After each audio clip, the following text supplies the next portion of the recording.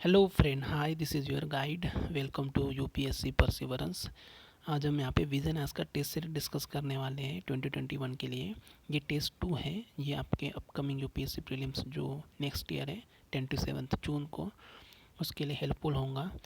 सो ये यहाँ पे पॉलिटी के ज़्यादा क्वेश्चन दिए हैं टेस्ट 2 में। सो क्वेश्चन नंबर 1 पर आते हैं। क्वेश्चन नंबर 1 में यहाँ पे आपको पूछा है स्टेट काउंसिल ऑफ मिनिस्टर के बारे में। 2 ऑप्शन दिए हैं आपको और आपको करेक्ट बताना है। ठीक है। सो फर्स्ट ऑप्शन यहाँ पे है constitution specifies the size of the state council minister and the ranking of the minister. Second option है यहाँ पे advice tender by the minister to the governor shall not be inquire into in any court. So यहाँ पे जो first option है incorrect है यहाँ पे, और ये सेकंड सही है। सो ऑप्शन बी यहाँ पे सही होगा, क्योंकि कॉन्स्टिट्यूशन में स्पेसिफाई नहीं किया गया size and the state council of the minister and the ranking of the minister. और जो एडवाइस टेंडर किया जाता है by the minister to the governor, वो किसी भी कोर्ट में उसे इंक्वायर नहीं किया जा सकता है। सो डिस्क्रिप्शन में भी यही दिया है, आंसर डिस्क्रिप्शन में कुछ एक्स्ट्रा इम्पैक्ट दिए आर्टिकल 163 में यहाँ पे मेंशन किया गया है। काउंसिल ऑफ द मिनिस्टर, जिसमें चीफ मिनिस्टर हेड होगा जो एड एंड एडवाइस करेगा governor in the exercise of his function. जो और यहाँ पे जो स्ट्रेंथ होगा मतलब स्टेट में including chief minister shawl not be less than 12। ये प्रोविज़न ऐड किया गया है यहाँ पे 91st अमेंडमेंट एक्ट 2003 में। कुछ एक्स्ट्रा इंफॉर्मेशन यहाँ पे दी जाती है डिस्क्रिप्शन में आंसर में। सो आप एक बार क्रॉस चेक करके इसे पॉज करके ये पढ़ सकते हो। क्वेश्चन नंबर 2 यहाँ पे है। ये पूछा गया है पब्लिक अकाउंट कमेटी। जो पार्लियामेंट होता है उसमें बहुत सारी कमेटी का गठन करते हैं। बहुत सारी कमेटी का गठन किया जाता है ना, लाइक स्पीकर द्वारा या फिर कुछ और इंटरनल कमिटीज़ वगैरह होती हैं यहाँ पे। सो ये पब्लिक अकाउंट कमेटी के बारे में आपको नॉट करेक्ट इनकरेक्ट बताना है। यहाँ पे कौन सा इनकरेक्ट है, 3 ऑप्शन दिए हैं आपको। Committee was set up under the provision of the government of India act 1919। Speaker is the ex official chairman of the committee and third है minister can not be member of the committee. So यहाँ पे जो second option है ये incorrect है, क्योंकि speaker x official chairman नहीं होता है कमेटी का। और यहाँ पे जो 1 एंड 2 है सही है, कमेटी सेटअप की जाती है under the provision of government of India act 1919। और यहाँ पे जो मिनिस्टर यहाँ पे मेंबर नहीं हो सकते हैं कमेटी के। सो डिस्क्रिप्शन में वही दिया है यहाँ पे। और ये कमेटी है पब्लिक अकाउंट, ये ओल्डेस्ट पार्लियामेंट्री कमेटी है। इसे फर्स्ट कॉन्स्टिट्यूट किया गया था 1921 को, और इसे कॉन्स्टिट्यूट किया गया था under the government of act 1919। ठीक है। और ये जो कमेटी में यहाँ पे 22 मेंबर होते हैं 22, जिसमें से 15 मेंबर इलेक्ट किए जाते हैं लोकसभा द्वारा और 7 मेंबर होते हैं राज्यसभा से। ठीक है। क्वेश्चन नंबर 3 पे आते हैं। Consider the following statement with reference to the supreme court of India. Supreme court of India से रिलेटेड आपको 2 ऑप्शन दिए, आपको करेक्ट बताना है। सो फर्स्ट ऑप्शन यहाँ पे है advice of the supreme court on any dispute arising out of any pre-constitutional treaty is not binding on the president। so ये सही है। और जो court must tender its opinion to the president if he she refers matter related to any question of the law or fact of the public importance। so ये incorrect है। so third का option यहाँ पे ए सही है, only 1। आप description में एक बार पॉज करके इसे पढ़ सकते हो। ये आर्टिकल 143 में इसे दिया गया है। ठीक है, आर्टिकल 143। क्वेश्चन नंबर 4 पे आते हैं। Consider the following statement regarding the union minister से रिलेटेड आपको पूछा है, यहाँ पे करेक्ट बताना है। 2 ऑप्शन दिए हैं। Person can not become a minister without being a member of the parliament MP. और जो सैलरीज एंड अलाउंस होते हैं of the minister are mention in the constitution. So question number 4 का यहाँ पे दोनों ही गलत है, डी है, नाइदर 1 और नाइदर 2। हम डिस्क्रिप्शन में देखते हैं क्यों गलत है, क्योंकि ये जो आर्टिकल 74 में यहाँ पे इंडियन कॉन्स्टिट्यूशन में यहाँ पे बोला है there shall be a council of the minister. Council of the minister होगा विद द प्राइम मिनिस्टर, जो काम करेंगे एड जो हेड होगा और एड एंड एडवाइस करेंगे टू द प्रेसिडेंट वो shall in the exercise of his function act in accordance with such advice.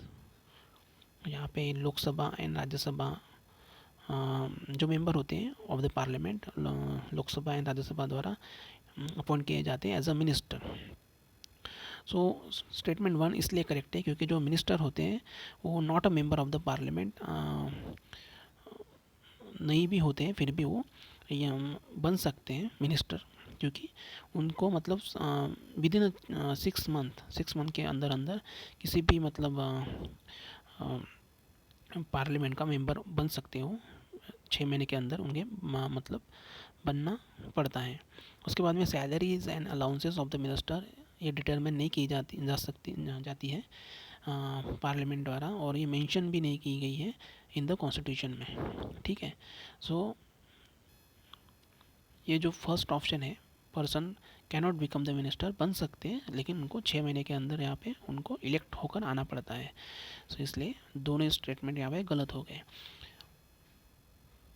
Question number 5 पे आते हैं। यहाँ पे पूछा है वाइस प्रेसिडेंट रोल के बारे में, जो चेयरमैन होते हैं राज्यसभा के वाइस प्रेसिडेंट। सो आपको करेक्ट बताना है।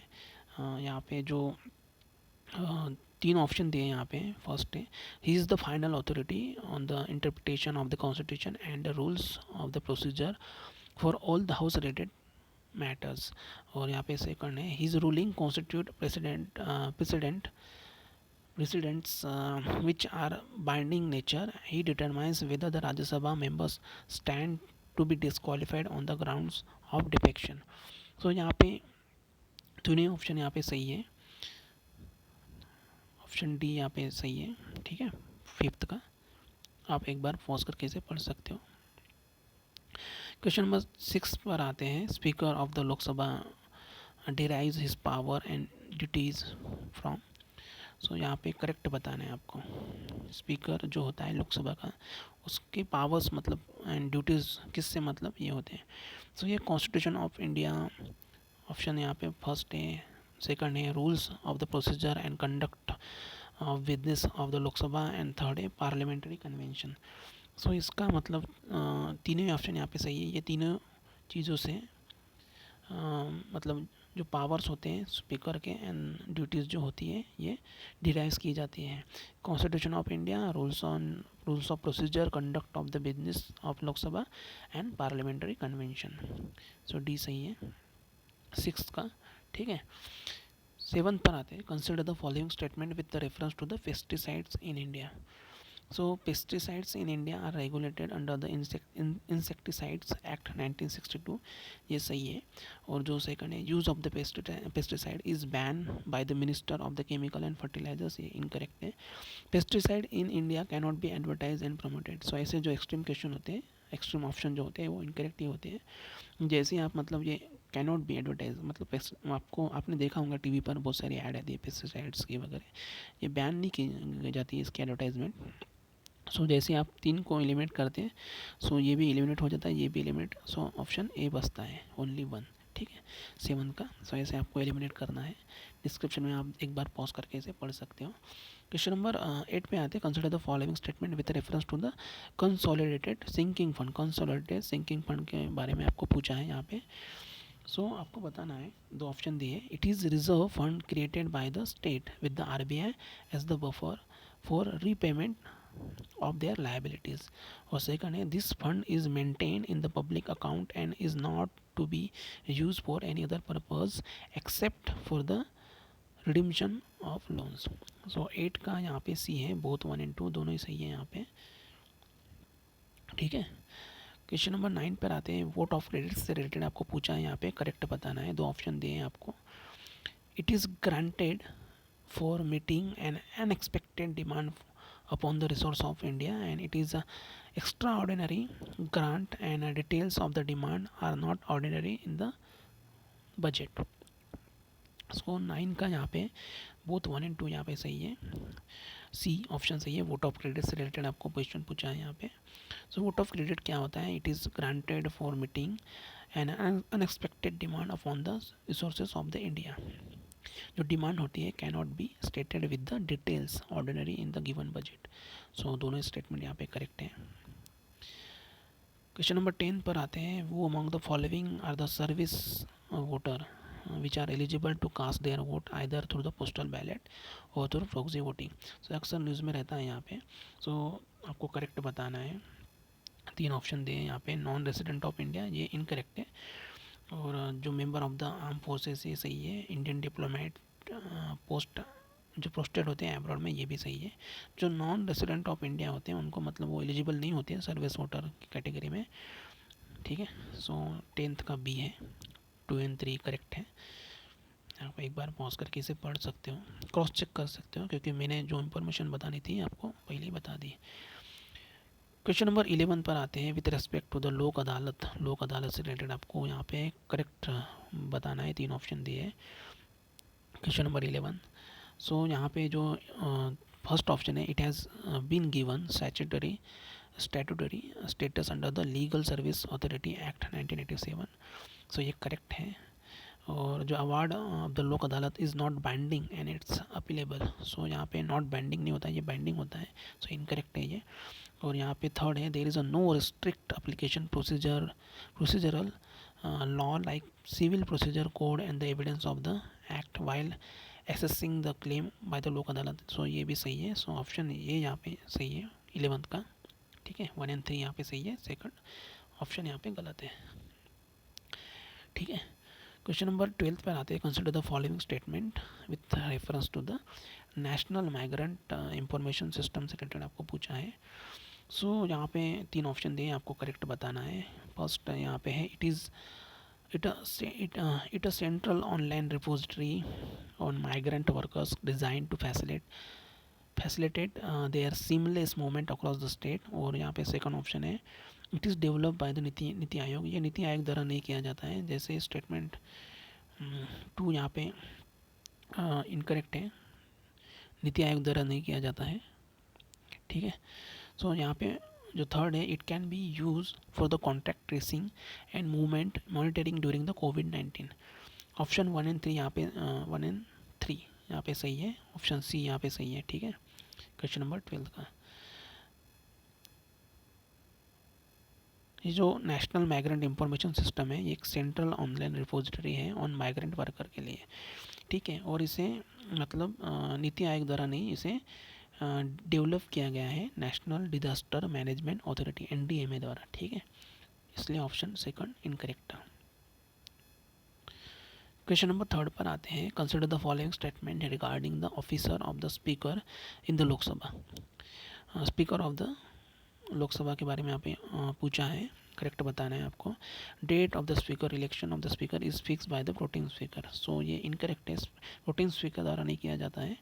और जो speaker being member of the ruling party vacates his office as soon as the Lok Sabha is dissolve. जो ऐसे ही मतलब लोकसभा डिजॉल्व होती है, सो स्पीकर जो होता है, जो रूलिंग पार्टी का होता है, वैकेट कर मतलब जगह खाली करता है, ऐसा भी नहीं होता है।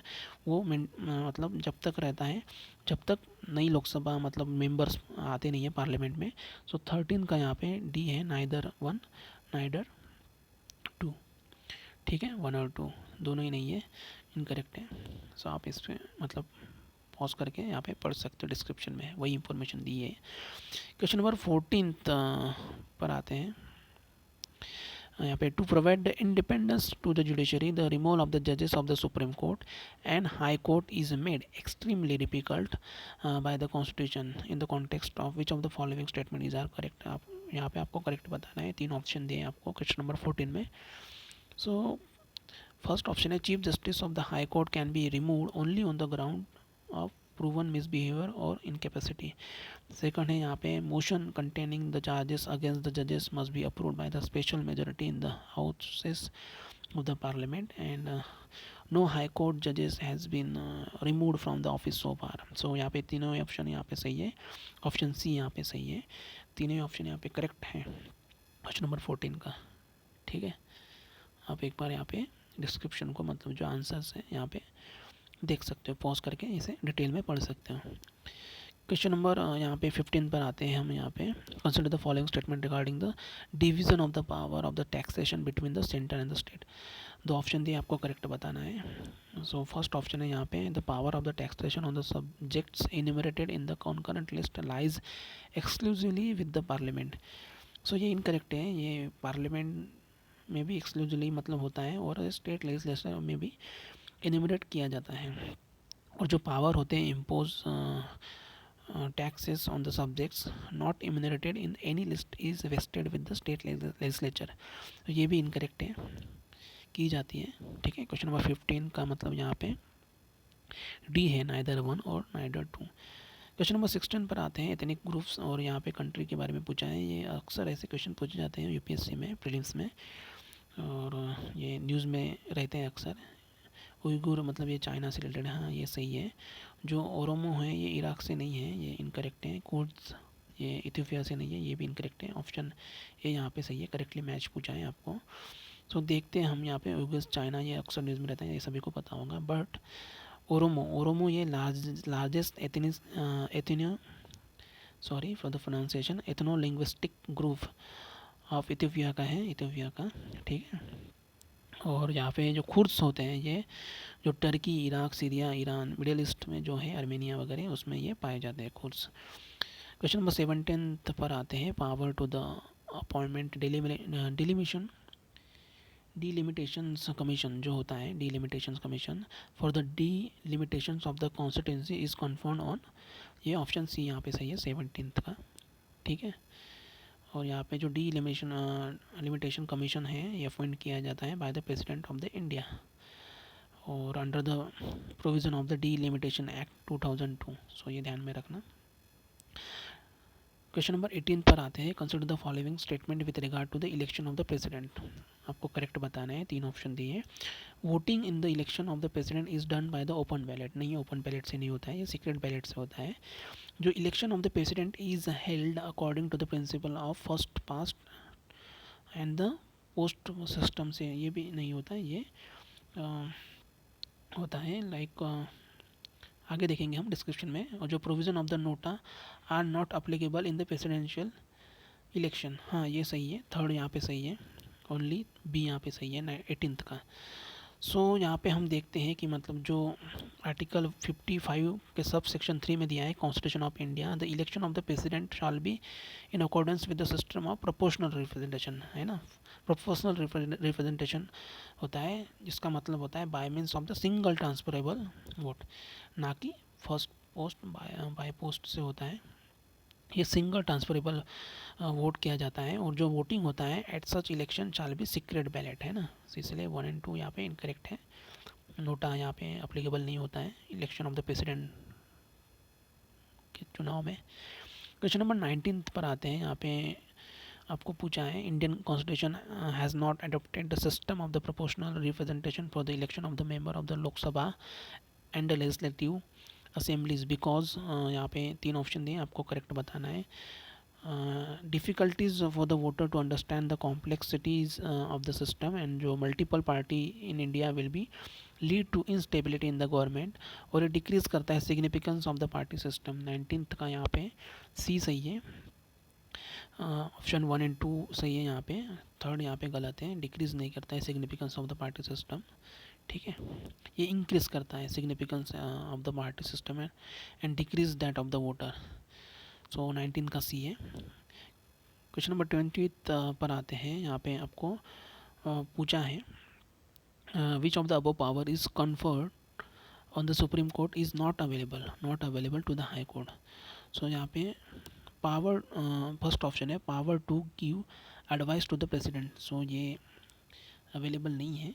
सो फर्स्ट यहाँ पे सही है, और जो सेकंड और थर्ड है ये गलत है। Power to entertain public interest litigation from the individual और power to entertainment rates 20th का यहाँ पे बी है, ऑप्शन 1 अवेलेबल नहीं होते हैं हाई कोर्ट के लिए, power to give the advice to the president, ठीक है। 20th का बी। 21st पर आते हैं, क्वेश्चन नंबर यहाँ पे विथ रेफरेंस टू द जजेस ऑफ द हाई कोर्ट से रिलेटेड यहाँ पे पूछा है, हाई कोर्ट इन इंडिया। यहाँ पे 3 ऑप्शन दिए, आपको करेक्ट बताना है। फर्स्ट ऑप्शन यहाँ पे है, distinguish jurist can not be appoint as the high court जज, सो ये यहाँ पे सही है। डिस्टिंग्विश जूरिस्ट जो होते हैं ये अपॉइंट नहीं किए जाते हैं एज अ हाई कोर्ट जज, and to uphold the judicial independence the constitution has a fixed tenure of the high court of the जजेस, सो ये इनकरेक्ट है। फिक्स टेन्योर यहाँ पे नहीं होता है हाई कोर्ट जजेस का। जो जजेस सब्सक्राइब टू एन ओथ और affirmation before the governor of the state, हाँ ये भी सही है। जो 21st का यहाँ पे ऑप्शन बी यहाँ पे सही है, 21st का 1 और 3, ठीक है।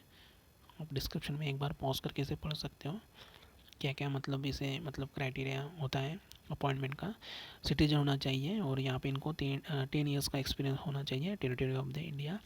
जुडिशियल ऑफिस होता है और एडवोकेट होना चाहिए यहाँ पे 10 ईयर का इनको एक्सपीरियंस होना चाहिए हाई कोर्ट में। और यहाँ पे क्लियर जो प्रिस्क्राइब नहीं किया गया है minimum age of the appointment of the जजेस ऑफ द हाई कोर्ट। ठीक है,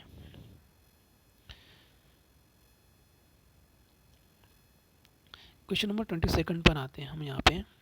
क्वेश्चन नंबर 22 में यहाँ पे यूनियन कैबिनेट कमेटी के बारे में यहाँ पे पूछा है, करेक्ट पूछा है आपको। दो ऑप्शन दिए, decision made by them are binding on the cabinet, और यहाँ पे जो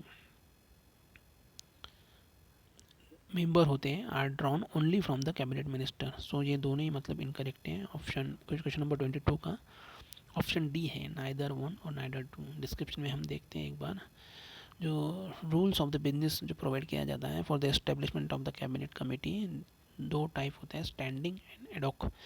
एडॉक कमेटी में यहाँ पे अपॉइंट किए जाते हैं, अपॉइंट की जाती है बाय द प्राइम मिनिस्टर द्वारा। यूजुअली इंक्लूड होता है इसमें cabinet minister as a member, but non cabinet minister can also not debar from its membership. ठीक है, सो दोनों स्टेटमेंट यहाँ पे इनकरेक्ट हैं।